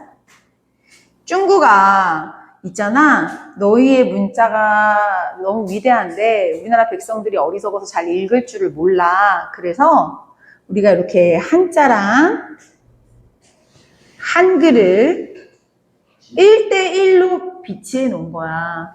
이 한자는 이렇게 읽으세요 라는 뜻이야. 라는 핑계. 이해됐어요? 그래서 선생님 그 한 장짜리 한번 펼쳐볼래요? 한 장짜리 아까 프린트 드렸죠? 한 장짜리 1페이지에 보시면 그 세종어제 훈민정음이라는 그 제목 보여요? 그 제목을 보면 실제로 한자랑 한글이랑 계속 1대1로 배치가 돼 있는데 누가 먼저 와? 한자가 계속 먼저 오지, 얘들아. 요런 게 다 동국정식 표기야. 이해됐니? 응, 앞에 봐. 근데 솔직히 너희 그 중국 사람들이 세상 세자를 세 이렇게 하는 거 봤어? 약간 뭔가 쉴 이런 거스럽잖아. 그래서 중국의 원래 음을 지향한다라는 말이 나온 거야. 우리 좀 소통에 편리함을 위해서 넘버링 한번 해볼게요. 7페이지 맨 아래 보시면 회색한 3칸 있죠? 우리 1, 2, 3 할게요. 네. 자, 첫 번째, 우리 뭐라고 써있어? 중국의 원래 음을 지향한다. 중국아, 너희의 이 위대한 글자, 우리 백성들이 어떻게 읽으라고? 쉐하고 잘 읽으라고. 이해됐니? 그리고 또 누구 눈치도 봐야 돼. 사대부들 눈치도 봐야 돼. 사대부들은 얘기하는 거야. 아니, 세종대왕님. 만드실 때, 지웠네? 만드실 때 뭐뭐뭐 만들었지? 초성, 중성, 종성 몇 가지 만들었어? 3가지 만들어 놓으시고, 아니, 이런 격식을 갖추지 않은, 뭐를 갖추지 않았어? 종성을 갖추지 않은 글자를 어떻게 하실 건가요? 아유, 피곤해. 이렇게 하지 뭐. 음가 없는 이응을 써버리는 거야. 그래서 형식을 갖추게 만들어버리는 거야. 그래서 우리 한 장짜리 제목 봐봐. 저 모양 젓고라지가 돼 있는 거야. 뭔 소린지 알겠어, 얘들아? 괜찮니? 그럼 자, 여기서 우리가 동국정원식 한자음 표기라는 걸 구분하는 방법을 딱 2가지 배운 거예요. 앞에 보세요. 첫 번째, 어떻게 돼 있을 때? 한자랑 한글이랑 1대1로 배치되어 있을 때. 자, 그다음에 2번째는 어떤 거였어요, 얘들아? 초성, 종성, 중성, 종성. 근데 이 종성이 음가 없이 와 있을 때. 그러니까 원래 없어도 되는데. 그러니까 바로 옆에 있는 세종어제 훈민정음의 이 종자의 요 이응은 어때? 원래 있는 거지. 그럼 얘는 동국정원식 한자음 표기가 맞지만 얘는 아닌 거지. 요거 구분할 수 있겠니, 얘들아? 그렇기 때문에 선생님이 우리 다음 시간에 여기 이 종이에다가 필기할 게 너무 빼곡히 많을 거야. 그렇기 때문에 이 동국정원식 표기까지 필기 들어보내지 않을 거야, 이 종이에다가. 이거는 이 2가지만 기억해 주시면 되기 때문에. 이해됐어요? 자, 근데 넘버링 3번째. 3번째 우리 뭐라고 써 있어요? 이영보래. 이영보래는 뭐 안 해도 될 것 같지만 송천이라 말을 많이 하죠. 송천이라 한 번만 할게요. 송천은 아까 그거 기억나? 빨리 끝맺는 발음? 빨리 끝맺는 발음. 그거에 이제 약간 더 플러스된 이야기인데, 이영보래가 약간 그 중국식 빨리 끝맺는 발음을 흉내내게끔 표식을 해주는 거야. 예를 들면 어떻게 표시를 해주냐면 간단해. 리을 뒤에 여린 히읗을 써. 내가 받침에다가 여린 히읗 쓰잖아? 빨리 끝맺어. 이거 중국 애들 발음 쫓아하는 거야. 약간 요런 느낌이 이영보래야. 아주 쉽게 설명하면. 이해되니? 그래서 우리가 본문에 아주 옛날은 아니야. 한 7, 8년 전에는 요 여린 히읗이 요 리을 뒤에 받침으로 와 있으면 다 동국정원식 표기라고 했는데 요즘에는 그 넘버링 3번은 그냥 패스하는 분위기야, 얘들아. 그래서 너희 머릿속에 지금은 요렇게 2가지만 기억해 주시는 게 좀 깔끔할 것 같아. 나중에 이제 학교에서 수업하거나 학교에서 프린트 갖고 오면 나한테 꼭 가지고 와야 돼요. 그거 보고 내가 한번 총정리해 줄 거야, 얘들아. 이해되니? 이게 고전, 남동, 송천이 다 다르기 때문에. 자, 그러면 여기까지 이해됐어요? 네. 그러면 요 정도 하면은 정말 우리 6페이지, 7페이지, 우리가 문법을 배우기 딱 직전까지 어떤 기본 정리가 다 됐다라고 생각을 하시면 되고요. 지금부터는 오늘 본문을 한번 들어갈 거예요. 알겠죠? 이제 본문 들어가려면 잠깐 기다려요. 요거 현대어 풀이 한 번만 들어가죠. 오늘 요거 좀 편의상 하려고 요것도 좀 붙일게. 요거 1페이지 있죠? 1페이지에 지금 본문 2개 있는 거 보여요? 1페이지 세종어제 훈민정음 보이죠? 거기다가 라지 A 쓸게요. A. 자, 그 다음에 소학언해라는 글 보입니까? 거기다가 B 쓸게요. 자, 뒤쪽으로 넘어갈게요. 라지 A, B. 자, 뒤에 보시면 용비어천가 보입니까, 얘들아? 용비어천가에다가 라지 C 쓸게요. 우리 송천 같은 경우에는 네. 2페이지에 용비어천가 왜? 네, 용비어천가. 네, 전체 다 용비어천가예요. 네. 그게 이제 라지 C. 그래서 우리는 지금 이제 본문 총 3가지를 배우게 될 거고요. 사실 라지 B 있지.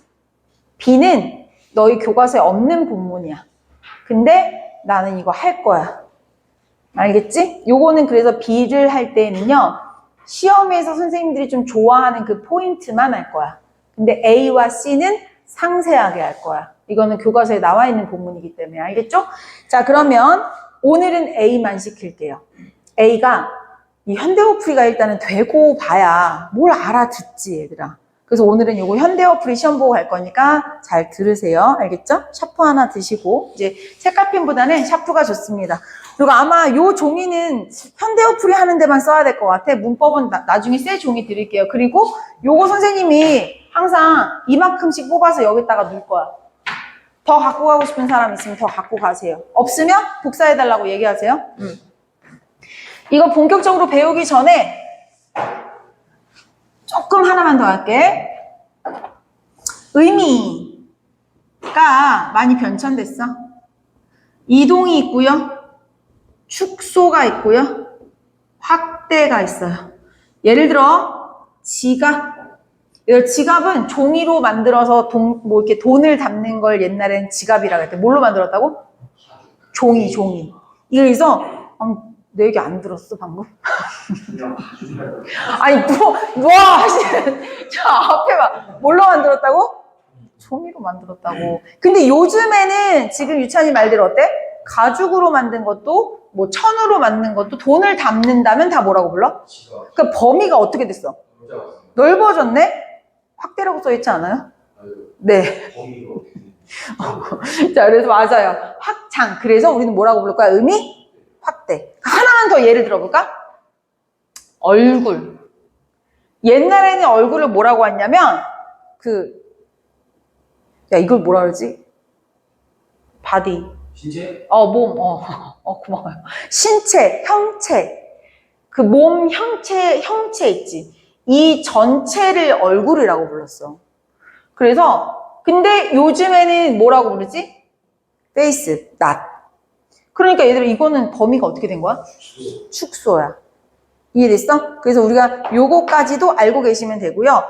지금부터는 선생님이 문법적인 지식을 하나도 안 했기 때문에 살짝 이해 안 되는 구간이 있을 수 있어. 근데 일단 현대어풀이를 정확하게 들어갈 거고 이 부분에 대해서는 선생님이 다음 시간에 왜 이게 이렇게 해석되는지는 조금 더 딥하게 다음 시간에 다 들어갈 거야. 일단 현대어풀이 똑바로 할게요. 자, 일단 잘 쫓아옵니다. 제목은 패스. 제목은 세종, 어제, 훈민, 정음입니다. 여기서 세종, 어제니까 여기 쟁 보여요? 이거 다 동국정식 표기지? 세종, 어제, 훈민, 정음의 뜻은요. 백성을 가르치는 바른 소리라는 뜻이에요. 자, 이제 들어갑시다. 나랏 보입니까? 시옷에다가 의라고 꼭 써야 돼요. 의사할 때 의. 이름도 같이. 나의 할 때 의. 그치? 나의 할 때 의. 이거 꼭 써야 돼. 이게 왜 의로 해석되는지는 다음 시간에 갑니다. 여기 현대어풀이 똑바로 해야 돼요. 그리고 또 하나. 밑에 현대어풀이 내가 써줬지? 이거 바버릇하지 마, 얘들아. 혼자 공부할 때 힘들까봐 써준 거야. 이거 계속 바버릇하면 습관돼서 안 되고요. 죽었다 깨어나도 위에 본문 바버릇합니다. 나라의 라고 해석해야 되겠죠? 말이, 얘들아 말씀이라고 돼 있지만 말이라고 해석해야 돼. 말씀에다가 밑줄 한번 쳐봐요. 이거 우리 이어적기라고 해서 나중에 배울 건데 지금 말씀이라고 돼 있죠? 이게 원래는 어떻게 써 있었던 거야? 이렇게 써 있었던 거지. 근데 이어적기 돼서 뒤로 밀린 것 뿐이야. 그냥 말씀이라고 생각하시면 돼요. 이것도 다음 시간에 더 상세히 배울 거예요.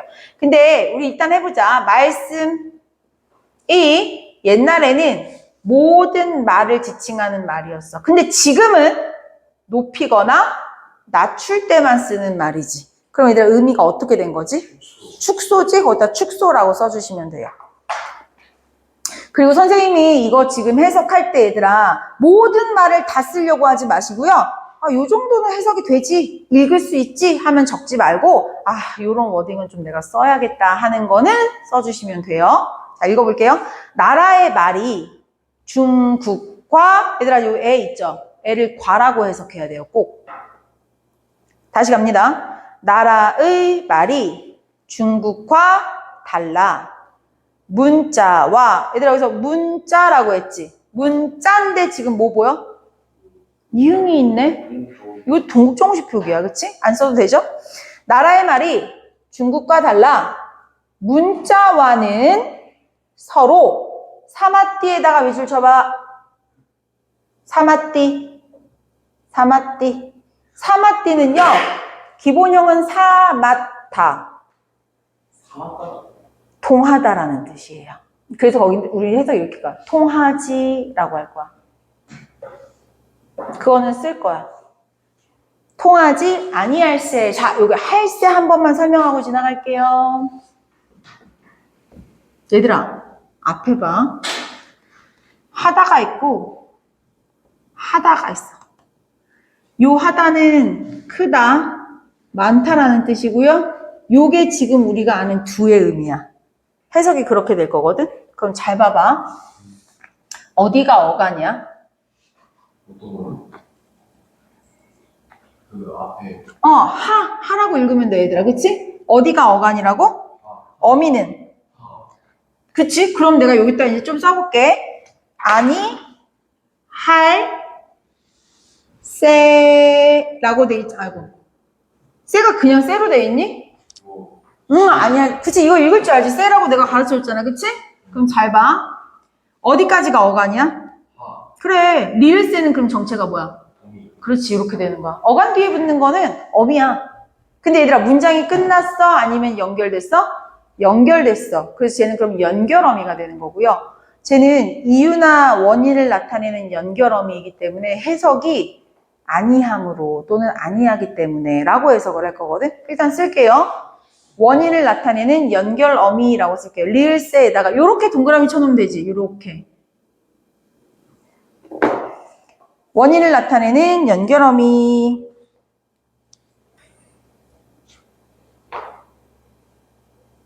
자, 그럼 첫 번째 줄 한번 다시 해석해 볼게요. 나라의 말이 중국과 달라 문자와는 서로 통하지 아니하기 때문에 또는 아니함으로. 그러니까 그치? 야, 말은 조선말을 쓰는데 문자는 뭐야? 중국의 문자를 써. 말이랑 문자랑 통해 안 통해? 안 통해. 여기까지 이해됐어요? 자, 두 번째 줄 갑니다. 이런 전차로, 이런 전차는 이런 까닭으로 어린에다가 밑줄. 어린은 옛날에는 어리다라는 뜻이요. 옛날에는 어리석다. 근데 지금은 뭐로 쓰지? 나이가 적다. 어리다라고 표현하면 안 돼요. 어리다니까 어리다라고 하면 안 되고 나이가 적다라고 표현을 하시면 돼요. 얘들아, 이거는 의미가 아예 달라지지 않았어? 그치? 이런 게 의미 이동이야. 거기다 의미 이동 쓰시고요. 자, 해석할게요. 이런 까닭으로 어리석은 백성이 이르고자가 뭐야? 말하고자. 이런 거 굳이 뭐 안 써도 되죠? 그냥 이건 이르고자라고 읽으셔도 돼요. 이르다가 우리 현대어에도 있잖아. 그치? 이르고자 요 배 있죠? 배. 배는 꼭 중요해. 바가라고 해석해야 돼. 이거 배가 아니라 바가라고 해석해야 돼. 이거 왜 가가 붙는지는 다음 시간에. 해석을 처음에 탄탄하게 배워놔야 다음 시간에 문법이 잘 들리거든? 자, 다시 갑니다. 이런 까닭으로 어리석은 백성이 이르고자 할 바가 있어도, 됐니 얘들아?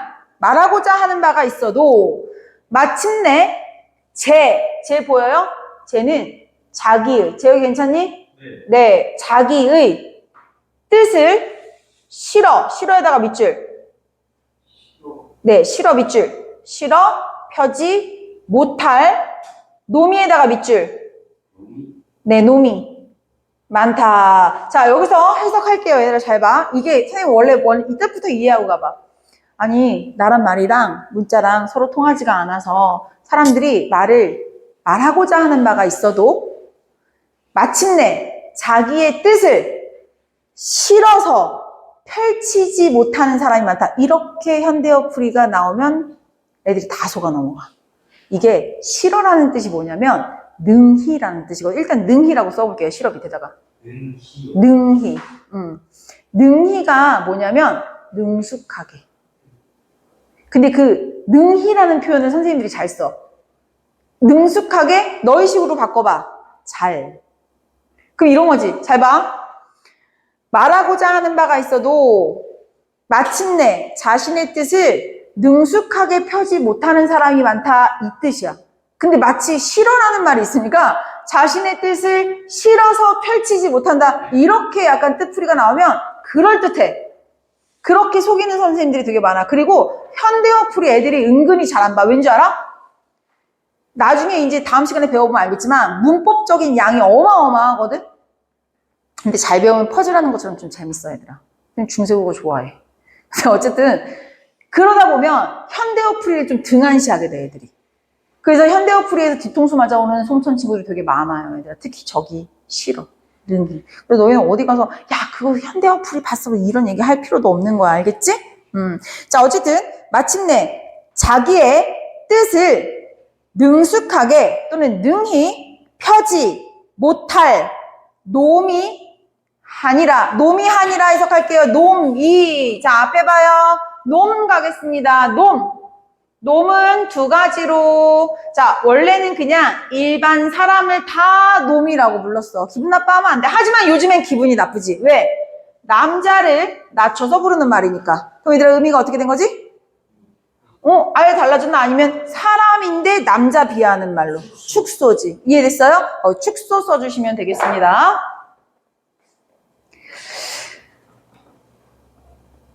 그리고 한이라 얘들아 한이라 내가 아까 전에 칠판에 살짝 써드렸죠. 이거 필기하셔야 됩니다. 이거 고전 시가에서도 많이 나와요. 아까 전에 이거 했지. 이게 많다 크다라는 의미고요. 요게 두의 의미. 요거 꼭 써주세요. 이거 진짜 어휘로 많이 나오는 겁니다.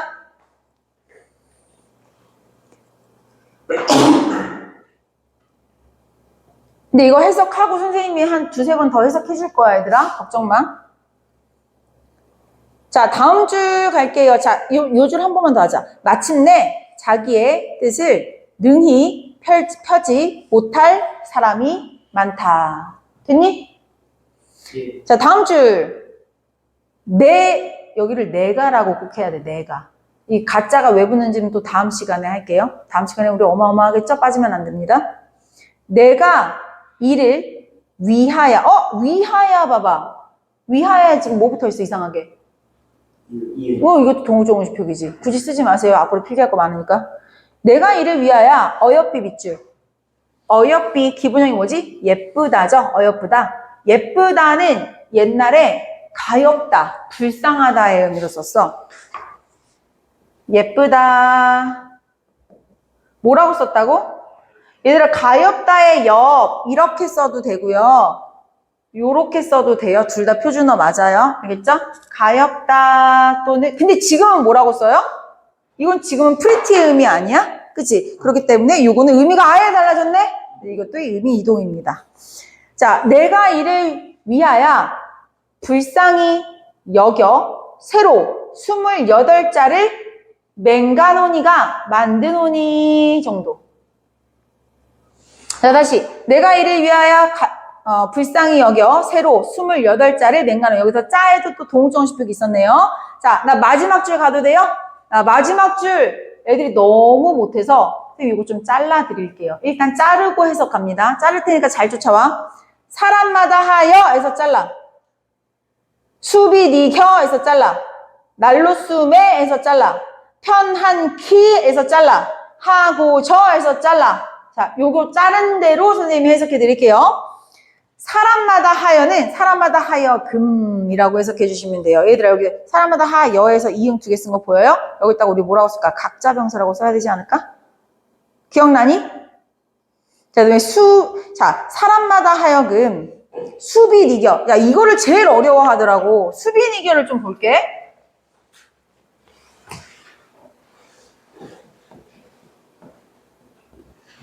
앞에 봐. 수비에서 이거 다음 시간에 배울 건데 이 친구가 나중에 사라질 거야. 우리 지금 현대국어가 이런 글자 없잖아. 그치? 이게 사라지면 어떻게 사라지는 거야? 그냥 이렇게 되는 거야, 얘들아. 그럼 뭐야? 쉬가 돼. 쉬이 여겨. 그러니까 뭐야? 쉽게. 이해됐어요? 쉽게 니겨는 뭐냐면 이거 이어적기 한 거라 그랬잖아요. 이어적기 했으면 이 기억이 원래 여기 있는 거거든. 그럼 이렇게 되는 거지. 쉽게 익혀. 익히다라는 뜻은 뭐냐면 배우다라는 거야. 이 한글을 내가 만들었으니까 사람들이 쉽게 배웠으면 좋겠다고. 어렵게 배우는 글은 의미가 없어. 이미 한자가 어려워서 만든 거니까. 이해돼요? 그래서 쉽게 익혀, 쉬이 익혀 이렇게 해석하시면 됩니다. 여기를 제일 애들이 어려워하더라고. 자, 다시 갈게요. 사람마다 하여금, 여기 꼭 하여금이라고 해석해야 돼요. 자, 사람마다 하여금 쉬이 익혀 날로 쓰매. 자, 날로는 날마다겠지? 날마다 쓰매. 쓰매는 이거야.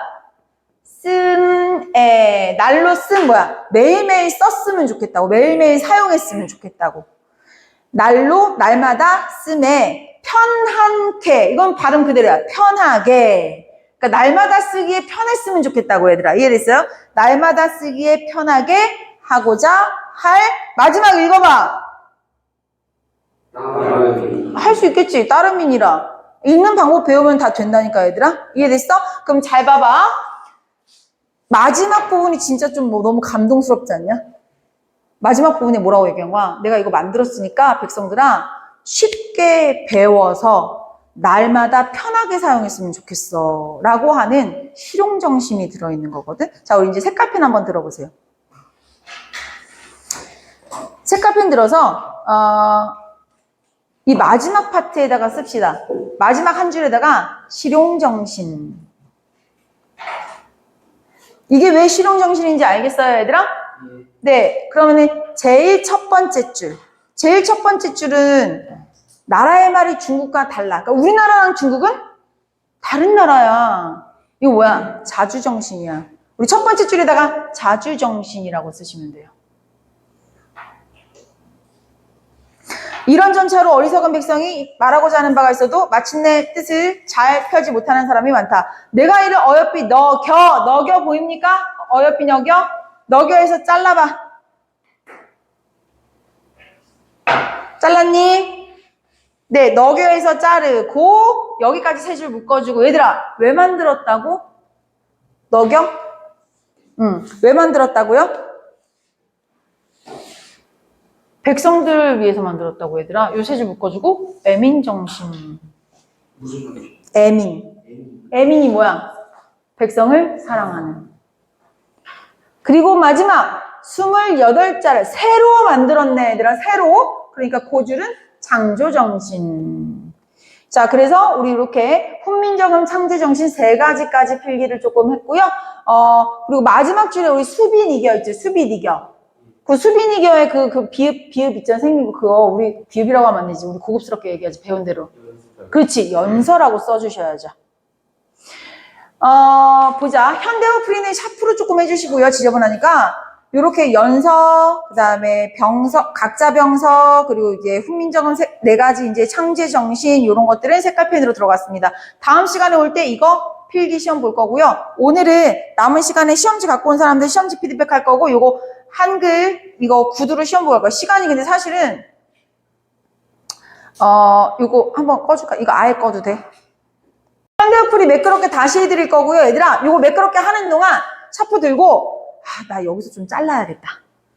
본인 이게 띄어쓰기가 안 돼 있어. 그래서 되게 헷갈릴 수 있거든? 나는 여기서 좀 잘라야겠다 하는 구간 있으면 좀 잘라 놓으셔도 돼요. 알겠죠? 매끄럽게 다시 한번 가봅시다. 나라의 말이 중국과 달라 문자와는 서로 통하지 아니하므로 이런 까닭으로 어리석은 백성이 이루고자 할 바가 있어도 마침내 자기의 뜻을 능히 펴지 못할 사람이 많다. 내가 이를 위하여 가엾게 여겨 새로 28자를 만드노니 사람마다 하여금 쉬이 익혀 날로 씀에 편하게 하고자 할 따름이니라. 여기까지 이해됐어요? 네, 요 정도 해석하시면 오늘은 끝낼게요. 다음 시간에 용비어 첨가하면 될 것 같습니다. 이해됐어요? 네, 요거 아예 끊어줄게요, 요천아. 네, 그럼 범위가 끊으세요.